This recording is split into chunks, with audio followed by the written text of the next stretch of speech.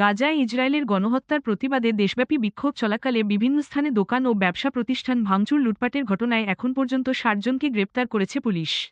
আজ মঙ্গলবার ৮ই এপ্রিল রাতে প্রধান উপদেষ্টার প্রেস উইং থেকে পাঠানো এক বিজ্ঞপ্তিতে এ কথা বলা হয়েছে। বিজ্ঞপ্তিতে বলা হয়েছে, সোমবার বেশ কয়েকটি শহরে গাজাপন্থী বিক্ষোভের সময় সংঘটিত সহিংস ও বেআইনি ঘটনার বিরুদ্ধে বাংলাদেশ পুলিশ দ্রুত পদক্ষেপ নিয়েছে। এই হামলা এবং ভাঙচুর জননিরাপত্তা এবং আইনের শাসনের প্রতি অবমাননাকর।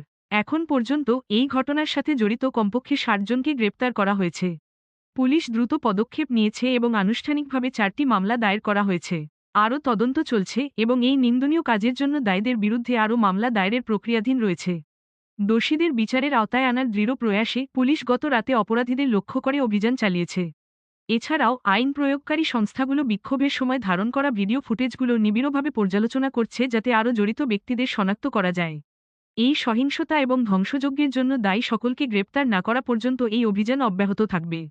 বিজ্ঞপ্তিতে তদন্তে সহায়তা করতে পারে এমন তথ্য থাকা যে কাউকে এগিয়ে আসার জন্য আহ্বান জানানো হয়েছে। বলা হয়েছে, একসাথে আমরা নিশ্চিত করতে পারি যে যারা আমাদের সমাজের শান্তি ও স্থিতিশীলতা নষ্ট করতে চায় তাদের জবাবদিহিতার আওতায় আনা হবে। Channel I online.